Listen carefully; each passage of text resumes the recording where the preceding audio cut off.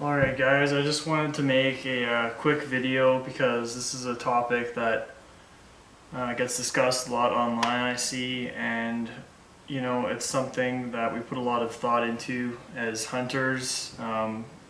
We spend a lot of money on our gear. We take a lot of time planning out what's going to work best for us and how best to spend our hard-earned dollars with regards to hunting equipment, right? So the topic of this video is, should I buy an expensive rifle? And for some of us, it's not an option. We have a tight budget or we don't, right? When I first got into hunting 5 years ago, shooting 5 years ago I should say, I didn't really have any money. I was in university, and so my options were very limited. Okay, the Savage Axis was the first really decent affordable gun that I could get. I graduated school, started getting bigger paychecks, got a good job, and my rifles improved in quality from then. But I've noticed that with an increase in dollar value, you aren't necessarily going to get more capable of a firearm than what you could have had on a tighter budget. And I'm just gonna run through some quick comparative facts just so you guys can have or you can make an informed opinion or buying decision for yourself, and think of maybe there's other ways that your money would be better spent, which I'll talk about as well. Okay, so in front of us today I've got three guns. This one is more just this is a CZ 550 and 270 Winchester. This is just to show some of you who don't know the differences in action types. This is a full Mauser action. But really the comparison video today is between the Axis and the Sako 85. Sako 85s come in a number of different varieties. This one happens to be the most popular. It's called the Finlight. It's a lightweight backpacking rifle. Okay, sorry about that. Batteries on the camera died, and then I had to go do some running around. So, as I was saying, this is the Sako 85M. It's the Finlight. You can get the 85 in a number of different models. The Finlight is like their backpack-friendly, all-weather model. Both these rifles, guys, are in 30-06. I've taken game with everything from the 243 to my semi-custom 300 Ultra Mag, and for whatever reason I always come back to the 30-06. It's enough power to basically do everything I need, and without a ton of extra meat damage. Well, that varies depending on your bullet choice a lot, which is a subject for another video. Okay guys, so what I'd like to do now is just run through a couple of the comparative features I'd mentioned earlier between the two rifles, just so you can get an idea stats wise about where we're coming in with this comparison. Okay, so let's start with the Axis. So when I bought this rifle, you could pick up an Axis for $399 with a scope at Cabela's. This one is the Axis 2, which means it features the adjustable AccuTrigger. That's a big advantage over the plain Jane Axis, although there are tons of DIY mods you can do to the standard Axis to improve its trigger as well. Okay, so it's got a 22-inch barrel. It's button rifled. It's gun butler, that way I could drop the mag out and show you some of the specs or some of the features of the gun without manipulating around and worrying about clashing the two guns together on the table and whatnot. Okay guys, so when I bought this gun, this was my first hunting rifle I ever bought, and like I said, I bought it when I didn't have a whole lot of extra money.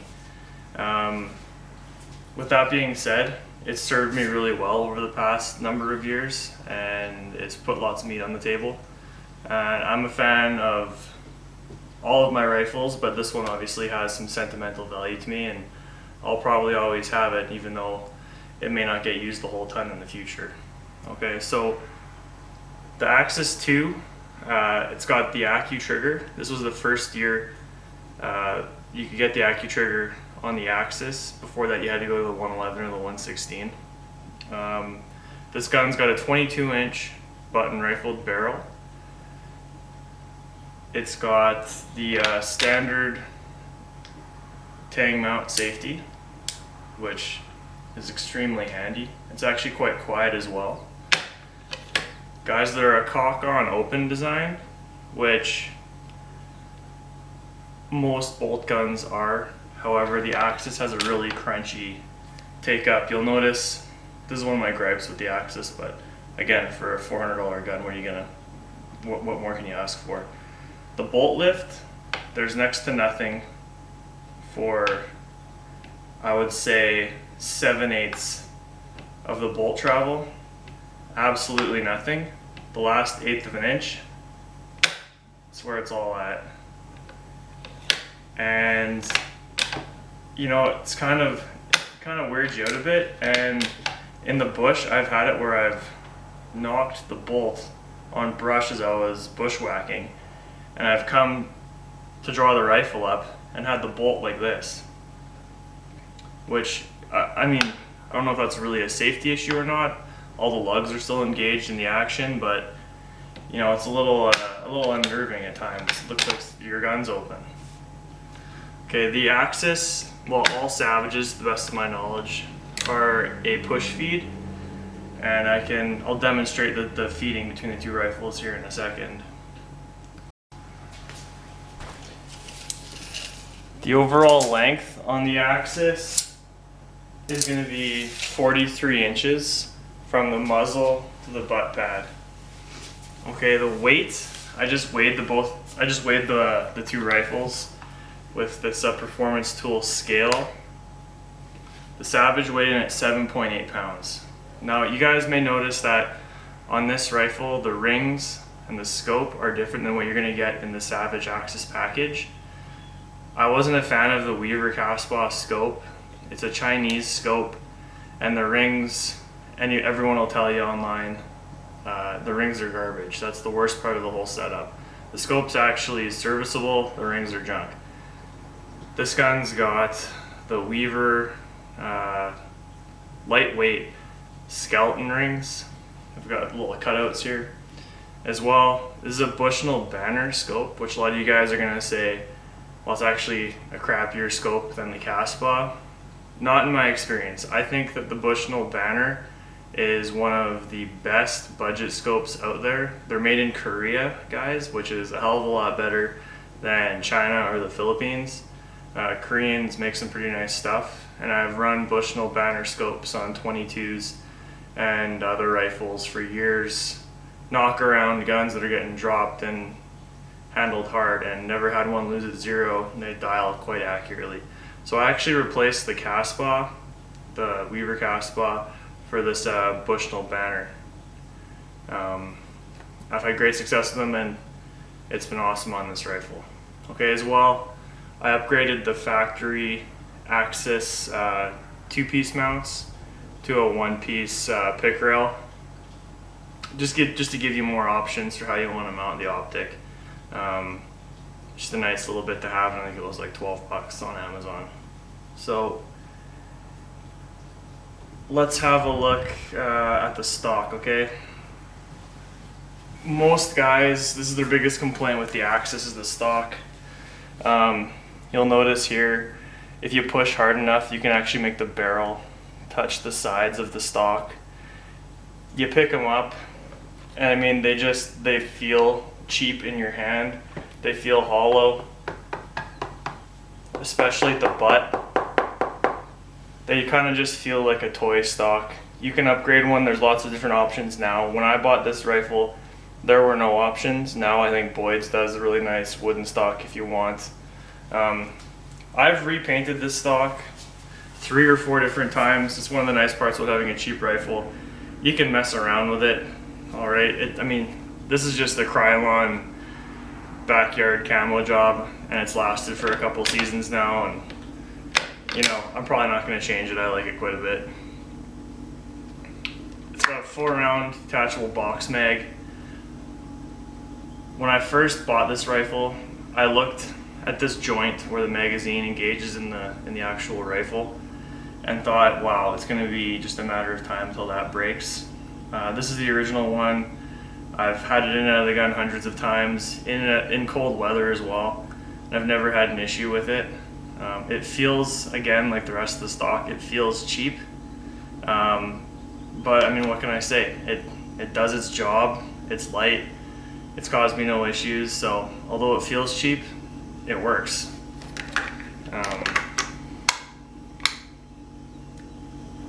I've noticed I've had a couple of these different axes. This is the first one I had. I bought a 243 as well, which I sold.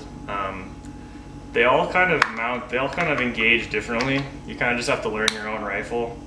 Some like to go in back first, some like to go in front first. You get in the rhythm of it and you get used to it. Like any piece of kit, it becomes yours and you eventually understand its intricacies. Okay guys, at the time of making this video, they just released a Savage Axis 2 with the AccuTrigger in a stainless. Now, this is a fantastic option. Although, if you guys are going to be getting into a budget rifle, I have nothing bad to say about whatever type of proprietary coating Savage is putting on these rifles. It's not a bluing, it's like a coating. I don't know what its name is, but it's almost indestructible, I can tell you that. I've dropped this rifle down the sides of hills, it's fallen off the quad, I've gotten it wet for extended periods of time, and I haven't gotten so much as a speck of rust on it. I even lent this rifle out to a coworker of mine who was just getting into hunting last season. She got it soaked. She put it in a soft gun case and then kept it in the back of her trunk for a week and a half of her car. Had I known this was going on, I would have obviously taken the rifle out, cleaned it, and told her the proper way to handle a firearm in that type of situation. You always want to keep it dry and oiled. However, I wasn't aware this is how she was taking care of it, and I got the gun back. There wasn't a speck of rust on it. I was amazed. The gun was still actually slightly wet to the touch, and I was able just to take the barreled action out of the stock, dry everything, coat it all again with oil. I disassembled the bolt, coated everything with oil after cleaning it, reassembled it, and it was good to go. There's no rust on it to this day. If you treated this blued CZ 550 like that, the gun would look like a pumpkin. Okay, it'd be covered in surface rust. Traditional bluing has nothing on this coating Savage is putting on their rifles, so much so that I don't even know if I would pick a stainless rifle over a standard Savage with this type of black coating on it. Whatever they're doing, it's fantastic. That's one of the best features of this gun. It truly is an all-weather coating, this stuff. I really am a fan of it. Okay, let's have a look at the Sako. Okay guys, just so you don't freak out, this is an inert round. Okay, it's not primed and it's empty. I use this for sizing. Okay, I'll put a really light crimp on the case, and I'll use a projectile for sizing, just so I can figure out the overall length of the specific rifle that I'm going to be, the overall chamber size that I'm going to be using. Okay, you kind of actually have to give it, so if I load this shell into the mag, I'll let you guys kind of see here. The bolt pushes, pushes, pushes. There's your jump, okay? And you can see there, even at that point, it's not controlled, okay? I have to load it all the way in. I think there it should have bite. Okay, so by the time, you really have to go almost all the way into the chamber before you have an actual control on the shell, like you would on a Mauser style action, alright? So that's not, in my opinion, that's not really a controlled round feed, considering you have to push, you have to, load the cartridge this far into the chamber before you get an actual bite on it. Okay guys, same demonstration on the axis, okay? Same dummy round, inert dummy round.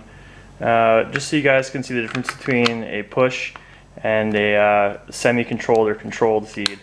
Throughout the stroke, you can see here, the bolt literally just pushes the cartridge into the chamber. You have no contact with it until you actually engage the lugs. Alright, at that point you're gonna see that you'll have control on it. Not too far unlike the Sako. Actually, I would say the ejection on that one's a little bit more positive. Ejector.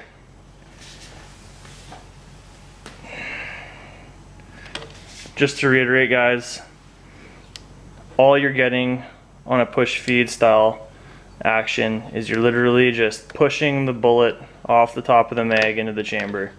The Sako does grab, but it takes, you know, 3/4 of a bolt stroke to get that engagement, which in my opinion isn't a true controlled feed. I'm going to throw the Mauser on the stand here, the CZ, just so you can see what I'm talking about. Okay guys, this is a CZ 550. This gun is absolutely gorgeous. I love it.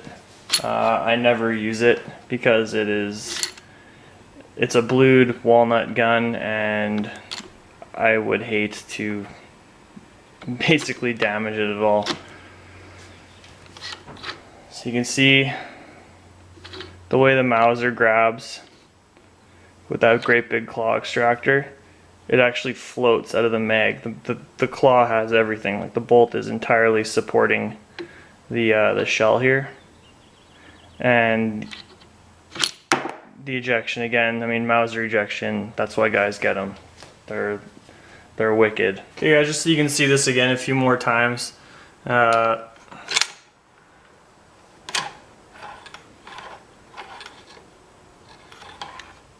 You get an idea of how the feeding on each rifle works. The Sako, much smoother. Bolt lift, much smoother. You're feeling resistance the entire stroke. The bolt throw is also much shorter. And everything is just a lot smoother on it, okay?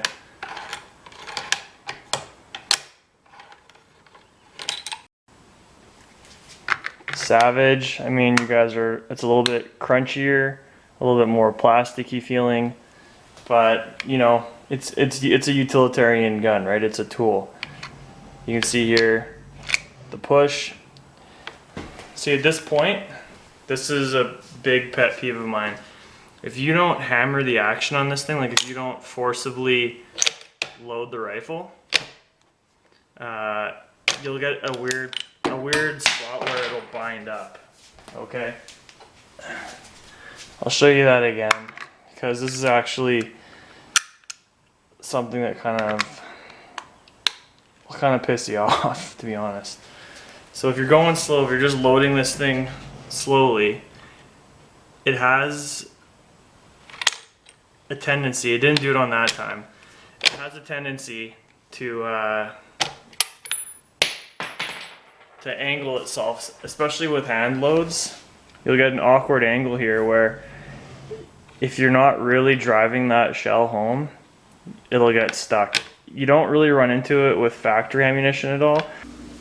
Okay guys, so what we're going to do next is we're going to pack up both the guns and head out to the range, and we're gonna try out some of the really popular, or what I've noticed to be really popular hunting ammunition with guys who are kind of more budget minded, okay? So these are both 30-06s, just to kind of reiterate.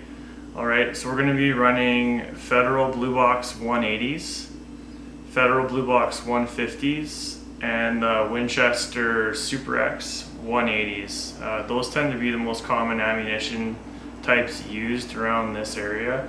Alright, in my opinion, the Savage has a bit of an advantage. The barrel on the Savage uses a 1 in 10 rifling twist, okay, which favors a heavier bullet. Sako, interestingly, chose a 1 in 11 rifling twist for the fin light. Now that'll favor a lighter bullet, probably something more in the 150 range. I'm not sure why they chose a 1 in 11 twist when, generally speaking, every 30-06 you'll find a 1 in 10. Maybe some of my European friends had some influence on that. I know lighter bullets are more popular, where the quarry guys are hunting tends to be a bit smaller, okay? I'm in BC.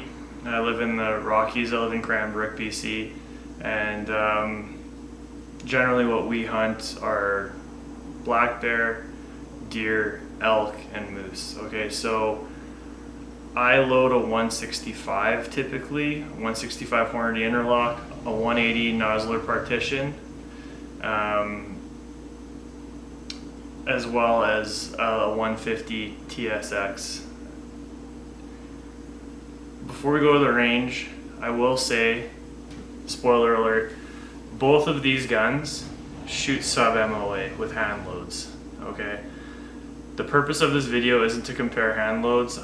The purpose of this video is to give someone starting out a frame of reference when they're contemplating spending, you know, $800 to $2,000 on a rifle, or whether they're thinking they're gonna spend, you know, $300 to $600 on a rifle. So I'm going to assume that if they're making that type of judgment call, they're not going to invest the money into all the reloading gear, dies, presses, everything they need to hand load for each rifle. Okay, so we're just going to be trying common over-the-counter factory hand loads that I see lots of guys using around here, okay? They're not premium bullets. You don't need premium bullets. You know, there's probably more meat put on the table in the last 50 years with a Winchester Super X, with the Winchester PowerPoint, and just about anything else. But again, I don't want to start any debates on that one. So the point is not to compare hand loading for each rifle with you know, hand loading experience and taking the time to properly develop a load for each gun. Both guns will shoot sub MOA. I've had half-inch groups with the Axis, and I've had half-inch groups with the Sako. What we're really trying to compare, guys, is what you can expect out of each rifle with just moderately priced factory ammunition. The two different weighted Federals and the Winchester Super X. So we'll head off to the range now.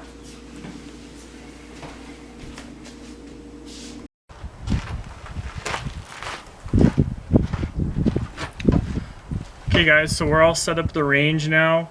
I've got both rifles unpacked. We're ready to do an accuracy comparison between the two. Just to reiterate some of what we went over earlier, we're going to be testing two 180 grain bullets, factory loads, the Winchester Super X and the Federal Blue Box PowerShock, as well as a 150 grain Federal Blue Box PowerShock. And that's to kind of even it out between the Savage and the Sako. The Sako's got a 1 in 11 twist barrel, which should favor the lighter projectile. Just to give you guys a better frame of reference when you're looking at the accuracy, okay? The round count difference between the Savage and the Sako is at about 50 rounds, okay? And the Savage is closer to 500, okay? Now, as far as the 30-06 is concerned, they're both 30-06s. That's a low round count for both of them. Both of these rifles should last into the thousands of rounds, okay, with proper maintenance. Both guns were fully cleaned prior to this test, and they're going to be tested back to back, so there's going to be no variance in weather that's going to be a factor for this, okay? So let's get some downrange and see how they do.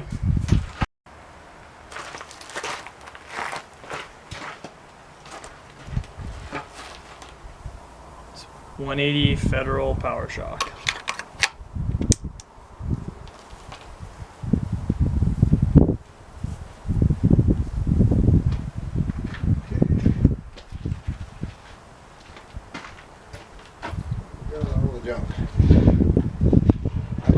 Yeah, you too.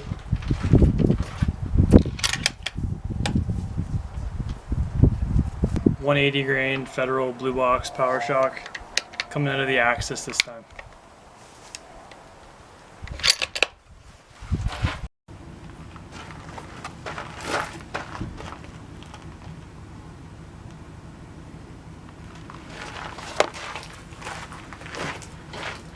Okay guys, up next are the 150 Blue Box Federal Power Shocks. Coming out of the Sako first again this time.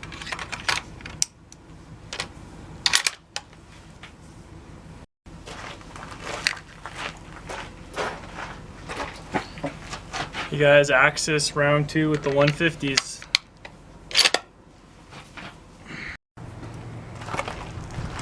Guys, last set of groups, Winchester, Super X, 180 grain. You see the Xing, maybe you can see the Xing.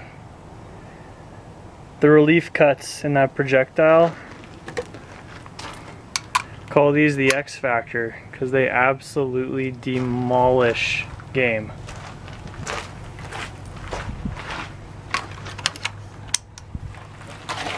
Not the world's most finely crafted projectile. They lay the smackdown for sure. Ask anyone who's cleaned an animal that's been shot with a Super X. It's like soup on the inside. Okay guys, last time for the Axis to be up to bat here. So we got a cheap gun with the cheapest loads you can possibly get. The Super X and the Axis. They go together like bread and butter.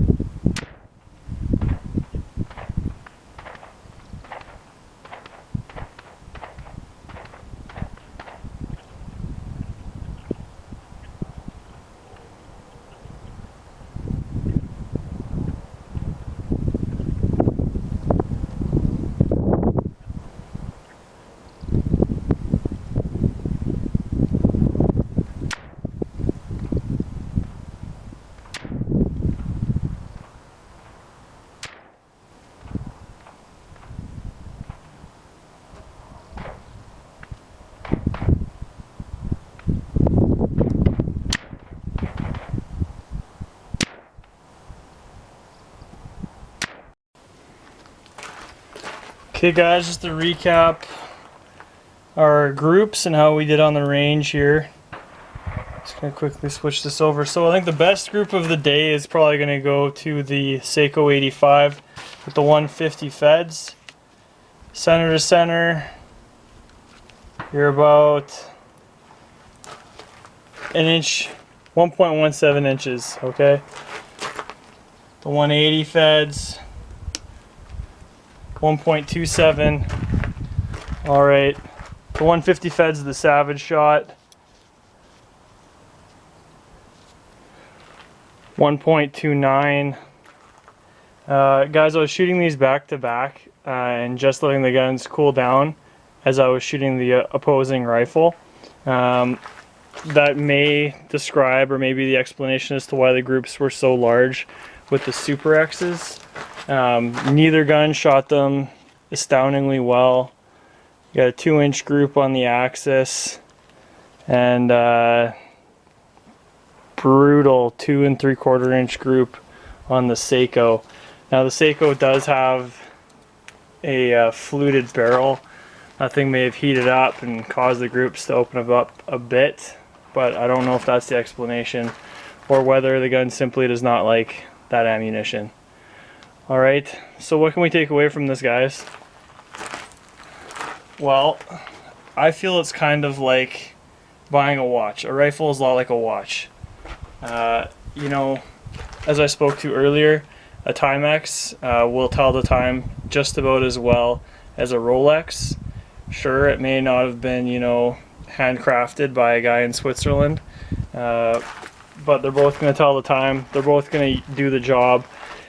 If at the end of the day all you need is a rifle to deliver a bullet to a specific target, either gun will do. So you can save yourself a bundle of money by picking up an Axis and spending your money elsewhere, like binoculars, boots, backpack, etc.